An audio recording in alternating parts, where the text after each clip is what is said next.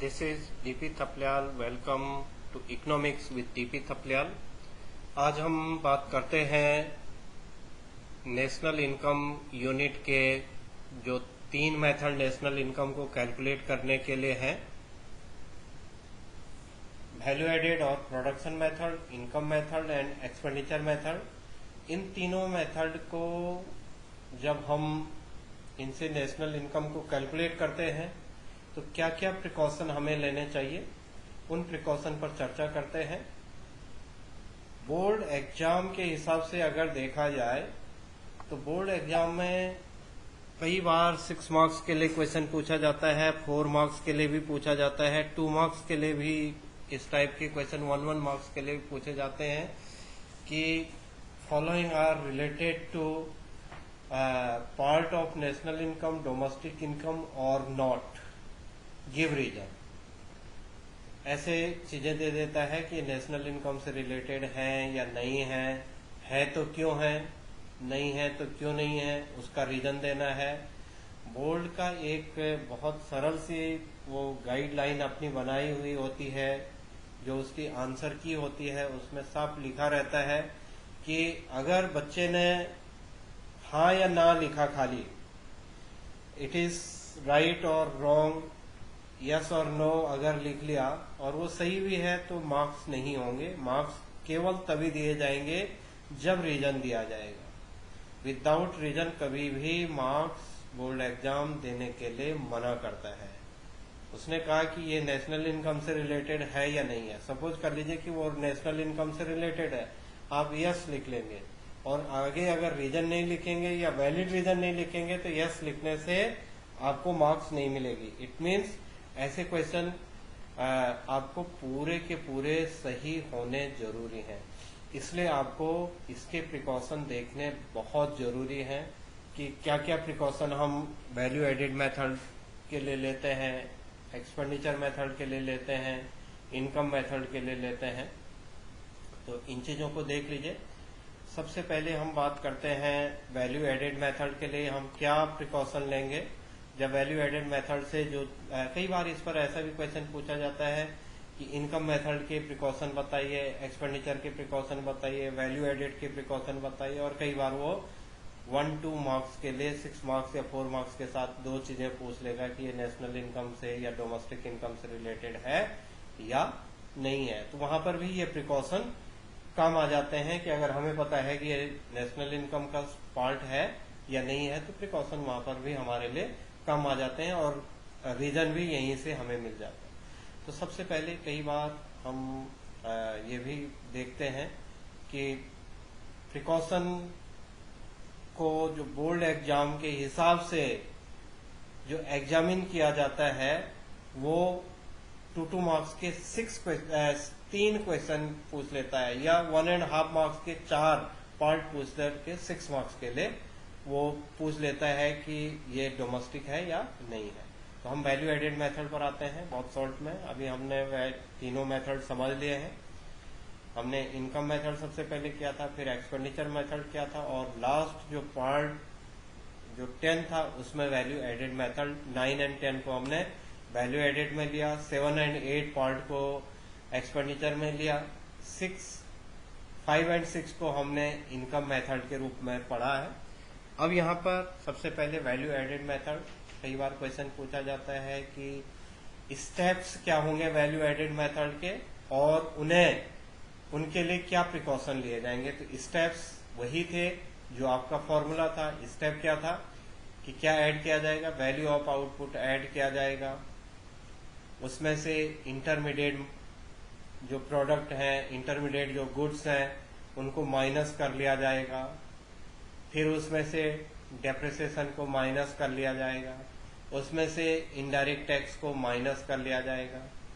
ये हमारा step wise formula था। और अगर वो बोलता है कि वैल्यू एडेड को सॉल्व करने के लिए क्या स्टेप्स हम उठाएंगे, तो हम वैल्यू एडेड को सॉल्व करने के लिए पहला स्टेप ये होगा कि only calculate final goods and services. या हम कहें कि value of intermediate goods and services को हम इंक्लूड नहीं करेंगे, तो फाइनल गुड्स एंड सर्विसेज को इंक्लूड करेंगे। जो सेकंड हैंड गुड्स हैं उनके सेल एंड परचेज को हम शामिल नहीं करेंगे। ये हमारे स्टेप हो जाते हैं वैल्यू एडेड मेथड को सॉल्व करने के लिए। उसमें सारी चीजें तो आप दो टाइप से कर सकते हैं। आप फॉर्मूले को पूरा पूरा स्टेप वाइज लिख लीजिए तो वही आपके वैल्यू एडेड सॉल्व करने के स्टेप भी हो जाएंगे, न्यूमेरिकल के लिए भी और थ्योरी में भी। थ्योरी में बोर्ड में कई बार पूछ लेता है 3, 4 और 6 मार्क्स में कि वैल्यू एडेड मेथड के स्टेप्स बताइए, तो स्टेप्स वही हो जाएंगे जो आपका फॉर्मूला है। तो अब हम आ जाते हैं, प्रिकॉशन क्या लेंगे। The value of intermediate good should not be included, rather the value of only the final product to be included, otherwise the problem of double counting may be rise। आपको double counting भी value added method के साथ आपको समझा रखा है। तो हम केवल क्या करेंगे, फाइनल गुड्स एंड सर्विसेज को ही शामिल करेंगे, इंटरमीडिएट प्रोडक्ट को शामिल नहीं करेंगे। क्योंकि उससे क्या हो जाएगा, डबल काउंटिंग की प्रॉब्लम अराइज हो सकती है। Second, the value of second hand goods. जो सेकेंड हैंड गुड्स होती हैं, जैसे किसी ने कार को रीसेल कर लिया, हाउस को रीसेल कर लिया, न्यूज़पेपर पढ़ने के बाद उसे रद्दी के रूप में बेच दिया, तो ये सेकेंड हैंड गुड्स कहलाती हैं। सेकेंड हैंड गुड्स जिनका एक बार जो उन पर किया गया वैल्यू ऐड है, जो उन पर जो वैल्यू ऐड किया गया, इट मीन्स जो एक्सपेंडिचर उन पर किया गया, जो सेल्स एंड परचेज उनको किया गया है, वो एक बार ऑलरेडी नेशनल इनकम में शामिल हो चुका है। और दूसरी बार वो अगर फिर से रीसेल हो रहा है तो रीसेल होकर के वही चीज, क्योंकि वो एक बार जब वो पहली बार सेल हुई होगी या जब वो पहली बार प्रोडक्ट हुआ है, उस समय वो नेशनल इनकम में शामिल हो चुका है। और कुछ समय बाद, 1 साल बाद, 2 साल बाद या 4 साल बाद या 1-2 दिन बाद या कुछ सालों के बाद, कुछ सेवरल टाइम पीरियड और फ्यू टाइम पीरियड, कैसे भी हो, अगर हम उसी प्रोडक्ट को दूसरी बार उसकी इनकम को अपनी इनकम में या उसके एक्सपेंडिचर को अपने एक्सपेंडिचर में या उसके प्रोडक्शन को उस साल के प्रोडक्शन में ऐड करते हैं, तो वो डबल काउंटिंग हो जाएगी, डबल एंट्री हो जाएगी। और हम उसे इसीलिए कभी भी क्या नहीं करेंगे, कभी भी सेकेंड हैंड गुड्स को शामिल नहीं करेंगे वैल्यू एडेड मेथड में, क्योंकि उसकी मैन्युफैक्चरिंग एंड सेल उस समय हुई है जब वो फर्स्ट हैंड, पहली बार जब वो प्रोडक्ट हुई है और सेल हुई है। तो ये आप देख लीजिए, the value of second hand goods is not to be include since the value of this goods have been already value added in the national income of those year when those goods have been manufactured and sold।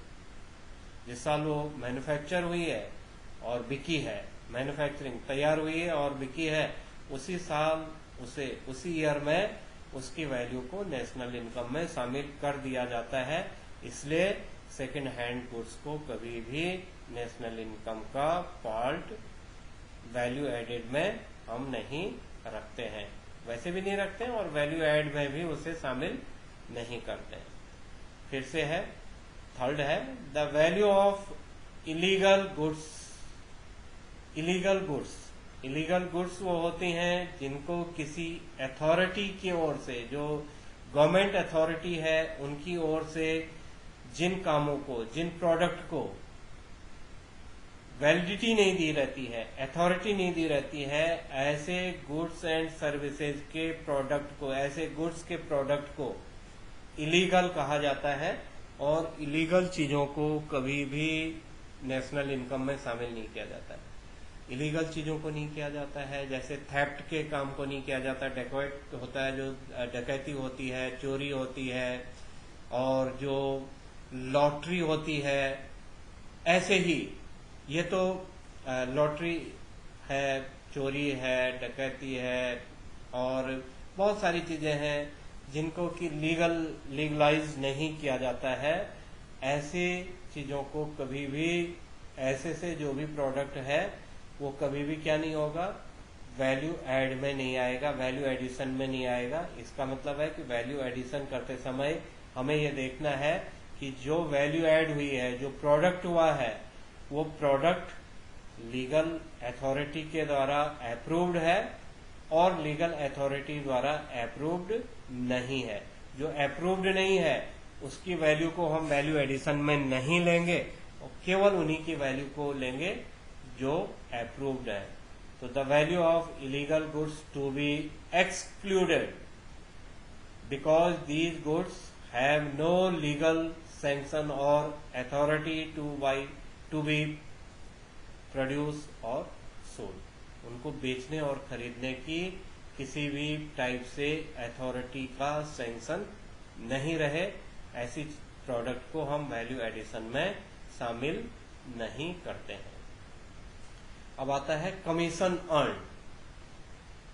यहाँ पर बच्चे थोड़ा सा confuse हो जाते हैं कि commission earn, यहाँ पर कमीशन अर्न का मतलब होता है कमीशन लेना, कमीशन रिसीव करना। अगर सेकंड हैंड गुड्स को सेल कर रहा है कोई आदमी, सेल और परचेज करने में अपना इन्वॉल्वमेंट है उसका, वो कोऑर्डिनेट कर रहा है दो पार्टियों के बीच में, तो उसको जो कमीशन मिल रहा है, जैसे कोई LIC की पॉलिसी कर रहा है, सेकेंड हैंड गुड भी हो सकती है, LIC भी हो सकता है। जैसे कोई LIC की पॉलिसी कर रहा है, पॉलिसी करवाने के लिए वो आपको मोटिवेट करता है, उसे हम पॉलिसी एजेंट भी कहते हैं। तो वो आपको मोटिवेट कर रहा है, जो पॉलिसी वो करता है उस पर उसे कमीशन मिलता है। पॉलिसी करने पर उसे लाइफ इंश्योरेंस कंपनी क्या देगी, उसे कमीशन देगी। वो कमीशन उसका वेजेज है, वेजेज एंड सैलरी है उसकी, वही तो उसका वेज है क्योंकि वो उसी काम को कर रहा है। ऐसे ही अगर वो सेकंड हैंड गुड्स को सेल एंड परचेज कर रहा है, जैसे सेकंड हैंड कार है, आपको डायरेक्ट बायर्स नहीं मिल रहा है, खरीदार नहीं मिल रहा है, आप उसे सोल्ड आउट करना चाहते हैं, अपनी पुरानी कार को सोल्ड आउट करना चाहते हैं, तो आप किसी कमीशन एजेंट को कह देते हैं कि हमारी इस कार को सेल करवा दीजिए। वो उस कार को सेल करवाएगा, सेल करवा करके पैसा तो आपको मिलेगा, उसके बदले में उसे जो रिम्यूनरेशन उसने फिक्स कर रखा है कि मुझे इतना कमीशन इसके बेचने पर देना है, 1%, 2%, 3%, वो उसकी वेजेज हो जाएगी। तो कमीशन एजेंट का कमीशन एजेंट जो कमीशन को अर्न करता है वो वैल्यू एडेड मेथड में शामिल होगा, वो नेशनल इनकम में शामिल होगा और डोमेस्टिक इनकम में भी शामिल होगा। Commission earned on account of sale and purchase of second-hand goods is included in the estimation of value added because commission is a reward for the service rendered। ठीक है, उसकी सर्विस का जो वो आपको सेकेंड हैंड गुड्स प्रोवाइड करवा रहा है दूसरे से, उस प्रोवाइड करवाने के बदले में उसका वो रिवॉर्ड है, उसका वो वेजेज एंड सैलरी है, उसकी सर्विस का रिवॉर्ड है वो। तो इसलिए कमीशन एजेंट का कमीशन वैल्यू एडेड मेथड में शामिल किया जाएगा, टू बी एडेड। फिर the value of transfer payment are to be excluded. Transfer payment या ट्रांसफर इनकम हमने आपको पहले भी कहा है, जो वन साइडेड पेमेंट होता है, उससे जो वैल्यू ऐड होती है उसे वैल्यू एडेड मेथड में शामिल नहीं किया जाएगा। ट्रांसफर पेमेंट का मतलब है जो वन साइडेड पेमेंट होता है, जैसे ओल्ड एज पर्सन को गवर्नमेंट अगर पेंशन दे रही है वो ट्रांसफर पेमेंट है। जैसे एक पढ़ने वाले स्टूडेंट को गवर्नमेंट स्कॉलरशिप दे रही है, वो भी ट्रांसफर पेमेंट है। या जैसे कोई नेचुरल कैलेमिटीज हो जाती है, उसके लिए कोई जो भी चीजें, जो भी वैल्यू ऐड किया जा रहा है, जो भी नया चीज बनाया जा रहा है, सड़क वगैरह मकान बनाया जा रहा है, उसका मकान टूटा उसके बदले में मकान बनाया जा रहा है, वो सारा चीजें सरकार बना रही है, उसके बदले में वो कुछ न ले रही है न कुछ है, तो वो क्या है, वो सारा का सारा ट्रांसफर पेमेंट कहलाता है। It is exclude because these transactions do not contribute in the flow of income and product. Rather, these are transfer of honor. तो ये आपको लिखना है. ऐसे क्वेश्चन पूछा जाता है. सपोज कर लीजिए उसने बोल दिया कि ओल्ड एज पेंशन को शामिल किया जाएगा कि नहीं किया जाएगा. आप कहेंगे नहीं किया जाएगा क्योंकि वो ट्रांजैक्शन क्या है, ट्रांसफर पेमेंट है, और वो रीजन क्या हो जाएगा, वो फ्लो ऑफ इनकम में या प्रोडक्शन में उसका कोई भी रोल नहीं है, कोई कंट्रीब्यूशन नहीं है. तो इसलिए हम इसे शामिल नहीं करेंगे. तो ये चीजें आपने देखनी है. ये था वैल्यू एडेड मेथड. इसमें बहुत सारी चीजें और भी होती हैं. यहाँ पर हमने कम चीजों को लिया है वैल्यू एडेड में. जैसे कि कई चीजें हैं कि हमने कहा कि जो इंटरमीडिएट चीजें हैं वो नहीं होंगी, जो फाइनल है वही केवल शामिल होगा. ऐसी चीजें जिनसे वैल्यू ऐड हो रही है बट जो लीगल नहीं है वो भी नहीं हो जाएंगे. तो ये चीजें हमें यहाँ पर ध्यान में रखनी है. अब है प्रिकॉशन, इनकम मेथड की प्रिकॉशन. इनकम मेथड को कैलकुलेट करने के लिए जो स्टेप्स हैं, हम इनकम मेथड के जो स्टेप्स लेते हैं वो कंपनसेशन ऑफ एम्प्लॉय को शामिल करते हैं, ऑपरेटिंग सरप्लस को शामिल करते हैं, मिक्स्ड इनकम को शामिल करते हैं, net factor income from abroad को शामिल करते हैं. ये तो थे नेशनल इनकम को कैलकुलेट करने के लिए जो स्टेप्स हैं. अब आ जाता है कि प्रिकॉशन क्या लेंगे. प्रिकॉशन क्या लेंगे, फिर से यहाँ पर ज्यादातर प्रिकॉशन वही है क्योंकि हमने कहा कि income expenditure and value added method से अगर हम नेशनल इनकम कैलकुलेट करते हैं तो फाइनली वो किस पर कैलकुलेट किया जाता है, net factor income from abroad. तो तीनों NNP at FC, net national product at factor cost पर, तीनों को हम तीनों का रिजल्ट जो होगा, तीनों से जो इनकम बनेगी वो बराबर बनेगी. नेशनल इनकम मेथड से सॉल्व कर लो या एक्सपेंडिचर मेथड से सॉल्व कर लो या वैल्यू एडेड मेथड से सॉल्व कर लो, नेशनल इनकम तीनों मेथड से बराबर ही होगी, कम और ज्यादा नहीं होगी. तो अब हम यहाँ पर देख लेते हैं किन चीजों को हम प्रिकॉशन लेंगे. सबसे पहले तो हम लेंगे the transfer income are not to be include because these transaction do not contribute to the flow of national production. For example tax. अब आप समझ लीजिए, आपने देखा होगा कि एक्सपेंडिचर मेथड से हमारा जो बना था, एक्सपेंडिचर मेथड से जो नेशनल इनकम बन रहा था, हमने उसमें से इनडायरेक्ट टैक्स को क्या किया था, माइनस किया था, आईटी को माइनस किया था. तो नेशनल इनकम हम किसे कहते हैं, NNP एट FC को बोलते हैं. यहाँ पर जो टैक्स है, टैक्स वन साइडेड पेमेंट है. टैक्स गवर्नमेंट को दिए जाते हैं और वन साइडेड पेमेंट होते हैं. टैक्स को नेशनल इनकम में शामिल नहीं किया जाता है. कोई गिफ्ट है, क्योंकि टैक्स के बदले में टैक्स को नेशनल इनकम में शामिल क्यों नहीं किया जा रहा है, इसलिए नहीं किया जा रहा है क्योंकि टैक्स के बदले में गवर्नमेंट आपके लिए कुछ करेगी ये जरूरी नहीं है. ठीक है, टैक्स आपने दिया, आपके टैक्स से सड़क बनी, ये जरूरी नहीं है कि आप उसी की सड़क पर अपनी गाड़ी चला रहे हैं, या जिसने टैक्स नहीं दिया वो उस सड़क पर चल नहीं सकता. ऐसा नहीं है.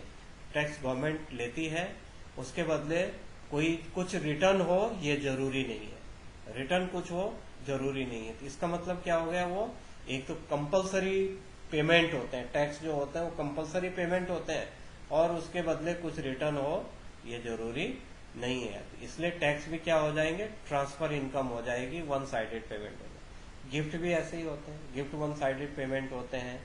जो डोनेशंस होती हैं वो वन साइडेड पेमेंट होती हैं. स्कॉलरशिप होती हैं, वन साइडेड पेमेंट होती है. ओल्ड एज पेंशन है, वन साइडेड पेमेंट है. नेचुरल कैलेमिटीज में कुछ हेल्प की जाती है, वन साइडेड पेमेंट है. कोविड-19 के लिए लोग PM फंड में अपना सैलरी से लेकर के और अपने वैसे पैसे कंट्रीब्यूट कर रहे हैं, अपने अपने फंड से निकाल करके PM फंड में डाल रहे हैं. वो नेशनल इनकम का पार्ट नहीं है, वो क्या है, ट्रांसफर पेमेंट है, क्योंकि वो एक एपिडेमिक के लिए यूज किया जा रहा है, एक जो वर्ल्ड वाइड जो समस्या है, जो बीमारी है, उससे लड़ने के लिए, उस पर होने वाले खर्च के लिए किया जा रहा है, तो वन साइडेड पेमेंट है। वो सारी चीजें किसमें शामिल नहीं होंगी, नेशनल इनकम को कैलकुलेट करते समय शामिल नहीं होंगी। दूसरा, the incomes derived from illegals. Already value added में भी हमने ये कहा था कि वो वैल्यू एड में शामिल नहीं होगा, और यहाँ पर हमने कहा वो इनकम में शामिल नहीं होगा। बात वही है, वहां पर भी वही चीजें आई थी, यहाँ पर भी यही आया, सिर्फ डिफरेंस ये आया कि वहां पर हमने कहा कि ये जो इलीगल इनकम से वैल्यू ऐड होती है वो वैल्यू एडेड में शामिल नहीं होती। हम यहाँ पर बोल रहे हैं कि जो इनकम हो रही है, वहां पर वैल्यू बोला था, यहाँ पर इनकम बोल रहे हैं, तो जो इनकम शामिल होगी वो शामिल नहीं की जाएगी। वो पहले ही आपसे डिस्कस हो चुका है, because illegal source are not to be included since the illegal activities are not backed by the legal sanction. For example, gambling, ठीक है, जुआ खेलना, स्मगलिंग, थेफ्ट, ठीक है, और ऐसे बहुत सारी चीजें, ये सारे इलीगल वो होते हैं, और इनसे जो भी इनकम होती है उन्हें शामिल नहीं किया जाता है। अब देखिए इनकम भी कितने टाइप की हो रही है, टैक्स था, गिफ्ट था, डोनेशन था, तो ये तो वन साइडेड पेमेंट है, वो ट्रांसफर पेमेंट में आ गए। इलीगल वो सारी चीजें आ गई हैं जिनको गवर्नमेंट ने परमिशन नहीं दे रखी है। अगला जो थर्ड आ जाए, the income received after selling second hand goods. वहां पर था वैल्यू, सेकेंड हैंड गुड्स की वैल्यू को शामिल नहीं किया जाएगा। यहाँ पर हम उसी चीज को, क्योंकि इनकम मेथड में है, तो हम कह रहे हैं कि जो इनकम रिसीव होगी उससे शामिल नहीं किया जाएगा, क्योंकि यहाँ पर भी फिर रीजन वही आ जाएगा, खाली हमने वैल्यू एडेड की जगह पर क्या लगा लिया, इनकम सेंटेंस लगा लिया, are not to be include but the commission, वो पहले ही से बात हो गई है कि कमीशन तो लिया जाएगा सेकेंड हैंड गुड्स को, जो हम सेल एंड परचेज करने वाले का जो कमीशन है वो तो लिया जाएगा, ब्रोकर्स जो कमीशन लेंगे वो तो लिया जाएगा, बट सेकेंड हैंड गुड्स से जो इनकम होती है उसे हम नेशनल इनकम का पार्ट नहीं बनाएंगे, क्योंकि वो ऑलरेडी एक बार नेशनल इनकम में शामिल, उसका कैलकुलेशन हो चुका है। फोर्थ आ जाता है the income derived from leisure time activities.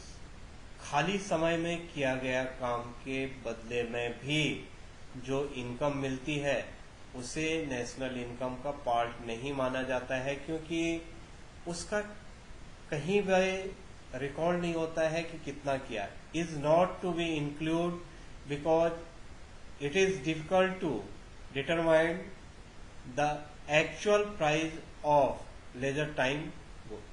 जो खाली समय में जो प्रोडक्ट क्या है उसके जो इनकम है उसे डिटरमाइन करना बड़ा मुश्किल है। जैसे अपने घर के किचन गार्डन किसी ने बना रखा है, घर के किचन गार्डन में वो वेजिटेबल्स को प्रोडक्ट करता है, वो नेशनल इनकम में शामिल नहीं किया जा सकता। कितने वेजिटेबल वो प्रोडक्ट कर रहा है, थोड़ी सी कर रहा है, 1 किलो कर रहा है, 4 किलो कर रहा है, या थोड़ा ज्यादा कर रहा है, वो खाली समय में लेजर टाइम में जब उसे वक्त मिलता है, संडे को है, छुट्टी के दिन है, एक्स्ट्रा टाइम पर है, तो वो अपना किचन गार्डन कर लेता है। ऐसे किचन गार्डन वगैरह से जो इनकम आएगी, जो उसका प्रोडक्शन होगा, वो नेशनल इनकम में शामिल नहीं होगा, क्योंकि उसका क्या नहीं किया जा सकता है, वो डिफिकल्ट है ऐसी चीजों को मेजर करना, उसका मेजरमेंट करना डिफिकल्ट है, उसे डिटरमाइन करना कि कितना प्रोडक्ट क्या होगा, कितने का प्रोडक्ट क्या होगा, ये डिटरमाइन करना डिफिकल्ट है, इसलिए वो नेशनल इनकम में शामिल नहीं हो जाता। The income earn by selling share, जो शेयर्स होते हैं, शेयर से जो इनकम होती है वो नेशनल इनकम का पार्ट नहीं होती है। क्योंकि क्यों नहीं होती है? जो शेयर्स होते हैं, शेयर जबकि लीगल होते हैं, पर उसको हम नेशनल इनकम का पार्ट, कोई कंपनी अपने शेयर बेचती है, वो लीगल है, सेल कर रही है, शेयर सेल कर रही है, या परचेज कर रहे हैं, शेयर परचेज करना, शेयर सेल करना डिसइन्वेस्टमेंट है। सेल एंड परचेज, अगर परचेज कर रहा है, डिसइन्वेस्टमेंट कर रहा है, वो नेशनल इनकम का पार्ट नहीं होगा। क्यों नहीं होगा? Is also not to be included since these is considered as the transfer income because these transactions are transfer or the ownership of assets। इस टाइप के जो ट्रांजैक्शन होते हैं वो ओनरशिप को केवल ट्रांसफर करते हैं। ये इनको हम केवल कहते हैं ये पेपर क्लेम है। शेयर्स वगैरह क्या होते हैं? पेपर क्लेम होते हैं। इसमें केवल ओनरशिप ट्रांसफर होती है, इसमें इनकम ट्रांसफर नहीं होती है। केवल और केवल क्या होगा? ओनरशिप ही, जो एसेट्स की ओनरशिप है वही ट्रांसफर होगी। और ये अनसर्टेन होते हैं। हम कुछ भी लिख सकते हैं, अनसर्टेन भी लिख सकते हैं, और हम ये भी लिख सकते हैं कि transaction are merely to transfer of ownership of assets. केवल एसेट्स के ओनरशिप ही ट्रांजैक्शन हो रही है, न कि इनकम का लेन देन हो रहा है। या तो हम ऐसा लिखें या हम लिखें ये केवल पेपर क्लेम होते हैं। पेपर क्लेम क्या होते हैं कि शेयर्स ज्यादा भी हो सकते हैं, कम भी हो सकते हैं। इनका कोई आइडिया नहीं होता है कि कब शेयर्स बढ़ रहे हैं, कब शेयर्स कम हो रहे हैं। तो ऐसे जो एसेस करना कठिन हो जाता है, तो इसलिए शेयर्स को भी हम नेशनल इनकम का पार्ट नहीं बनाते हैं। तो इलीगल को नहीं बना रहे हैं, शेयर्स को नहीं बना रहे हैं, ट्रांसफर इनकम को नेशनल इनकम और डोमेस्टिक इनकम का पार्ट नहीं बना रहे हैं। और ये कमीशन पेड, ये ऑलरेडी हमने कह दिया है कि जो सेकेंड हैंड गुड्स का जो कमीशन होगा उसे, उसके बदले में जो कमीशन एजेंट को रिवॉर्ड दिया जाएगा, वो रिवॉर्ड उसका वेजेज एंड सैलरी के अंदर आएगा, और इसलिए वो नेशनल इनकम में शामिल किया जाएगा। इसके अलावा कई बार आ जाता है कि सेल्फ कंजम्पशन के लिए प्रोडक्ट किया। एक किसान ने केवल 1 क्विंटल व्हीट का प्रोडक्ट किया और उसे सेल नहीं किया मार्केट में। क्या वो व्हीट नेशनल इनकम और डोमेस्टिक इनकम में शामिल किया जाएगा या नहीं किया जाएगा? ये भी एक क्वेश्चन आता है कई बार। तो जो सेल्फ कंजम्पशन, उसे हम कहते हैं सेल्फ कंजम्पशन। सेल्फ कंजम्पशन के लिए किया गया प्रोडक्शन नेशनल इनकम का पार्ट है, क्योंकि वो काउंटेड हो जाता है। कैसे करके काउंट हो रहा है कि एक आदमी एक साल में 1 क्विंटल गेहूं खाता है, उसने वो खरीदा नहीं है, तो इसका मतलब है कि वो उसकी इनकम में शामिल किया जा रहा है कि उसने काम किया, खेती की तो उसे अपने खेत से गेहूं निकला, उसकी जो इनकम के बराबर है उतनी ही उसकी वेज एंड सैलरी, प्रॉफिट, ये सारी चीजें उसकी मिक्स्ड इनकम में वो आ गया। वो मिक्स्ड इनकम में उसका आ गया, mixed income of self employed में वो आ जाता है। तो इसलिए जो अपने लिए उत्पादन किया जाता है, सेल्फ कंजम्पशन के लिए जो प्रोडक्ट किया जा रहा है, वो नेशनल इनकम में शामिल होगा।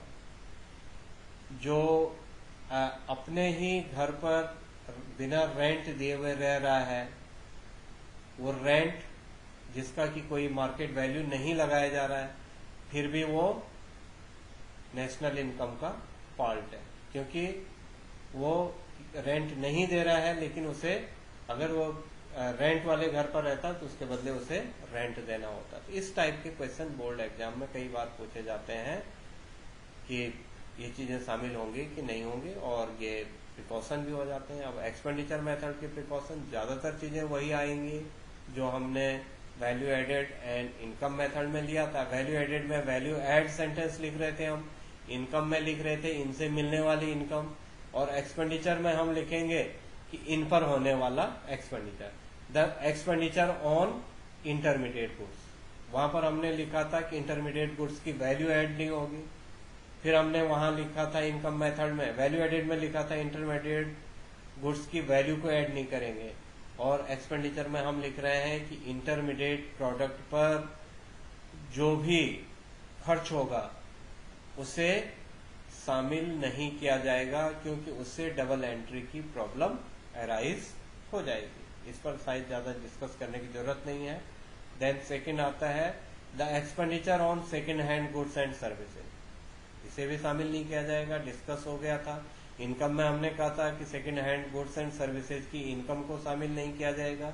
एक्सपेंडिचर में लिख रहे हैं second hand goods and services की जो पर किया गया एक्सपेंडिचर शामिल नहीं किया जाएगा। तो एक्सपेंडिचर में एक्सपेंडिचर लिख लिया, इनकम में इनकम लिख लिया, और वैल्यू एडेड में हमने लिखा था कि expenditure on second hand goods and services value not to be added, ऐसा लिखा था वैल्यू एड में। इनकम में लिखा था उससे मिलने वाली इनकम शामिल नहीं होगी, और एक्सपेंडिचर में लिख रहे हैं कि उस पर किया जाने वाला एक्सपेंडिचर शामिल नहीं किया जाएगा। क्यों नहीं किया जाएगा? क्योंकि ऑलरेडी नेशनल इनकम में शामिल हो चुका है, पहले ही नेशनल इनकम में वो शामिल हो चुका है। इस पर भी ज्यादा डिस्कस करने की जरूरत नहीं है।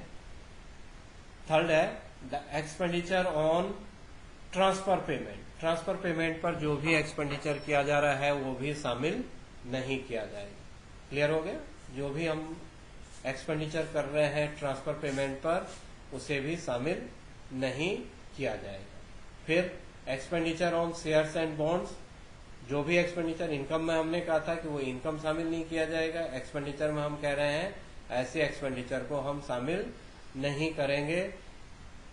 Is not to be include in total expenditure as these are paper claim and are not related to production of final goods and services. Such expenditure do not causes value addition. तो ये थे हमारे income and expenditure method में किस तरह से हम किन किन चीजों को शामिल करेंगे और किन चीजों को शामिल नहीं करेंगे।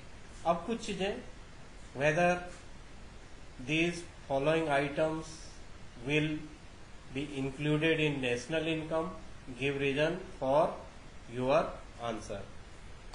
फर्स्ट आ जाता है payment of electricity bill by factory.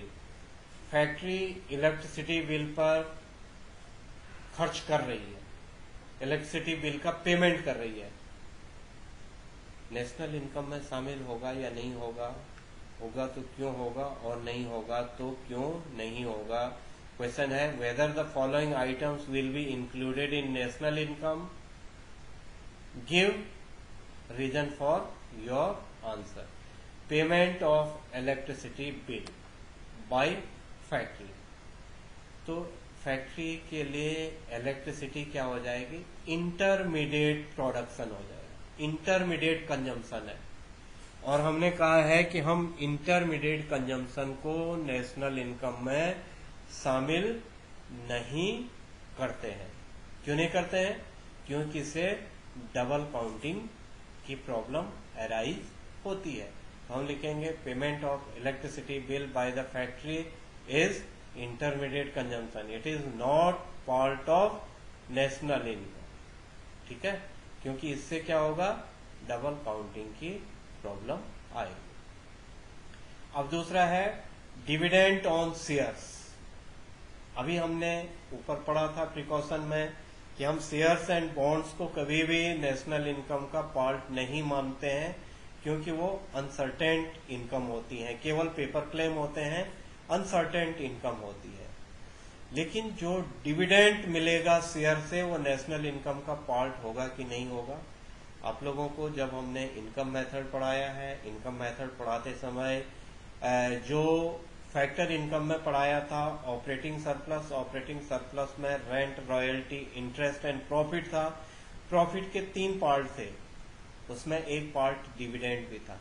तो जब हमारे पास प्रॉफिट शामिल होता है तो प्रॉफिट का पार्ट क्या है? डिविडेंड भी है।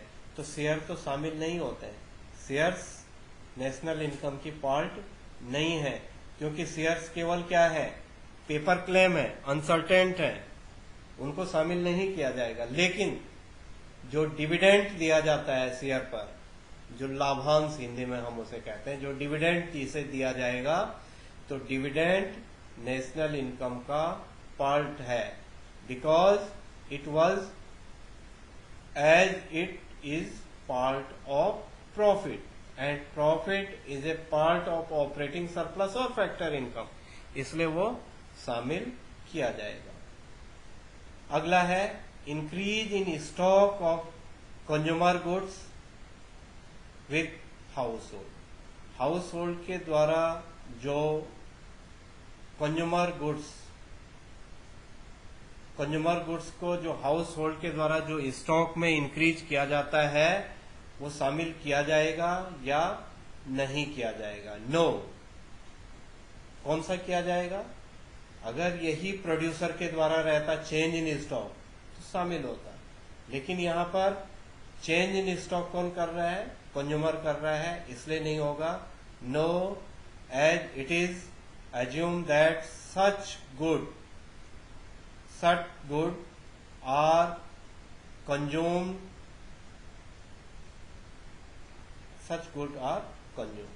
तो वो ऑलरेडी किस में माना गया है? कंज्यूम में माना गया है, कंजम्पशन में माना गया है, इसलिए उसे चेंज इन स्टॉक को शामिल नहीं किया जा रहा है। और यही change in stock house hold की जगह पर यहाँ पर हाउस होल्ड लिखा है, यहाँ पर प्रोड्यूसर लिखा रहता, तो चेंज इन स्टॉक शामिल होता। क्यों होता? चेंज इन स्टॉक किसमें था? ग्रॉस डोमेस्टिक कैपिटल फॉर्मेशन में fix capital formation plus change in stock था, तो हम एक्सपेंडिचर मेथड में कहते कि ये शामिल किया जाएगा। लेकिन हाउस होल्ड है तो ये माना जाता है, ये एज्यूम किया जाता है कि हाउस होल्ड ने जो स्टॉक चेंज हो रहा है वो कंजम्पशन हो रहा है। वो कंजम्पशन मैंने पहले वाला उसने खा लिया, नेक्स्ट वाला कंजम्पशन के लिए खरीदा है, तो इसलिए वो शामिल नहीं होगा। अगला है बस फेयर ऑफ ए पैसेंजर बस का किराया दे रहे हैं तो ये नेशनल इनकम का पार्ट होगा। क्यों होगा? It is part of private final consumption expenditure. बस में जो लोग बैठे हुए हैं वो किराया दे रहे हैं, वो उनका प्राइवेट फाइनल कंजम्पशन है। नेक्स्ट है gain from sales of share.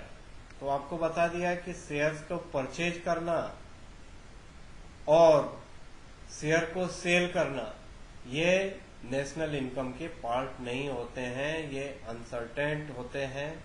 इनकी जो इनकम होती है gain from sales of share, उनसे जो इनकम होती है वो अनसर्टेन होती है, इसलिए हम ऐसी इनकम को शामिल नहीं करते हैं।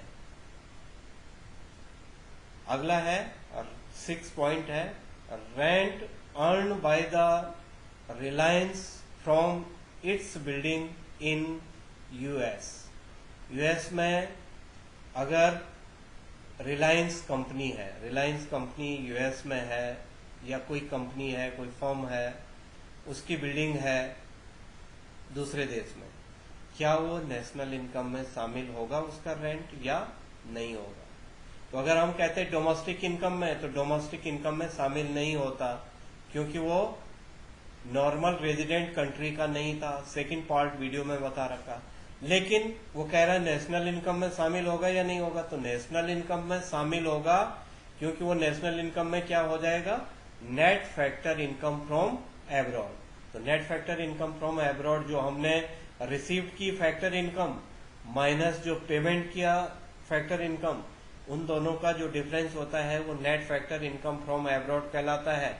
तो वो फैक्टर इनकम फ्रॉम एब्रॉड है, फैक्टर इनकम फ्रॉम एब्रॉड है, इसलिए वो रेंट जो अर्न कर रहा है यूएस में अपनी बिल्डिंग पर, वो क्या हो जाएगा? वो नेशनल इनकम में शामिल किया जाएगा, net factor income from abroad में। फिर से एक बार फिर से बता देता हूं, अगर ये डोमेस्टिक में होता तो शामिल नहीं होता। डोमेस्टिक में वो डोमेस्टिक टेरिटरीज में हमारे पास नहीं है, जब वो डोमेस्टिक टेरिटरीज में नहीं है इसलिए वो बिल्डिंग हमारी डोमेस्टिक इनकम नहीं होती, लेकिन नेशनल इनकम में होगा। 7 है गिफ्ट फ्रॉम एब्रॉड। आपको बताया है गिफ्ट चाहे एब्रॉड से है, कंट्री से है, कहीं से भी है, गिफ्ट क्या है? ट्रांसफर पेमेंट होते हैं, वन साइडेड पेमेंट होते हैं। तो गिफ्ट को कभी भी हम नेशनल इनकम में शामिल नहीं किया जा करते हैं, क्योंकि वो ट्रांसफर इनकम है, वन साइडेड पेमेंट। फिर है रिटेन अर्निंग ऑफ रेजिडेंट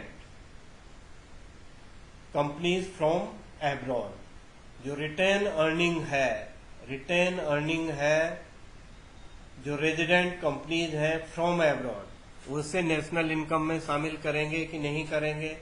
आपको बताया है रिटेन अर्निंग जो था वो प्रॉफिट का पार्ट था। प्रॉफिट के 3 पार्ट थे, एक डिविडेंड था, एक रिटेन अर्निंग और अनडिस्ट्रीब्यूटेड प्रॉफिट था, और एक कॉर्पोरेट टैक्स था। तो प्रॉफिट नेशनल इनकम में शामिल होता है, बट डोमेस्टिक में होता है। यहाँ पर एब्रॉड की बात कर रहा है और नेशनल की बात कर रहा है। तो एब्रॉड में जो फैक्टर इनकम एब्रॉड में हमारी है वो किस में आएगी? Net factor income from abroad में, या फैक्टर इनकम फ्रॉम एब्रॉड में आएगा। 9 है expenses of foreign visitors in India. Foreign visitor अगर भारत में खर्च कर रहा है तो उसे नेशनल इनकम में शामिल करेंगे या नहीं करेंगे? तो वो नेशनल इनकम का पार्ट होगा। और हमने एक्सपेंडिचर मेथड में पढ़ा था एक्सपोर्ट, नेट एक्सपोर्ट पढ़ा था, एक्सपोर्ट माइनस इंपोर्ट। तो हमारा वो जो हमारा एक्सपेंडिचर मेथड था उसमें हमने एक्सपोर्ट एंड इंपोर्ट को शामिल किया था। तो सिंपल सी बात है कि वो भी क्या हो जाएगा, हमारा नेशनल इनकम में शामिल हो जाएगा। जो फॉरेन विजिटर, जो फॉरेनर जो हमारे यहाँ पर विजिट कर रहा है और कोई भी चीज खरीद रहा है, वो क्या कर रहा है? एक्सपोर्ट कर रहा है। फिर 10 है gift to a tourist from Japan. तो कोई कहीं का भी हो, गिफ्ट शब्द जहां पर हमने देख लिया है वो 1 साइडेड पेमेंट हो जाएगा। और no it is current transfer from rest of the world, तो ये भी शामिल नहीं किया जाएगा। तो अब आप लोगों ने नेशनल इनकम के 11 पार्ट बना रखे हैं, 11 हमने वीडियो बना रखे हैं। और इन टोटल 11 वीडियो में 12th क्लास के नेशनल इनकम का 10 मार्क्स का जो सिलेबस है वो पूरा का पूरा सिलेबस है। आप आराम से इन 10 वीडियोस को देखिए, और जो 11 वीडियोस हैं, और आपका 10 मार्क्स बोर्ड एग्जाम में श्योर हो जाएंगे अगर आप इन वीडियोस को ढंग से देख करके उनको समझने का प्रयास करेंगे। तो यहाँ पर नेशनल इनकम की ये यूनिट जो 11 वीडियो है, 1 वीडियो से शुरू हुआ था, पार्ट 1 से शुरू हुआ था, और पार्ट 11 पर यहाँ पर ये खत्म होता है national income. Thank you for watching these video. सभी वीडियो जो आपने देखी हैं उनके लिए धन्यवाद।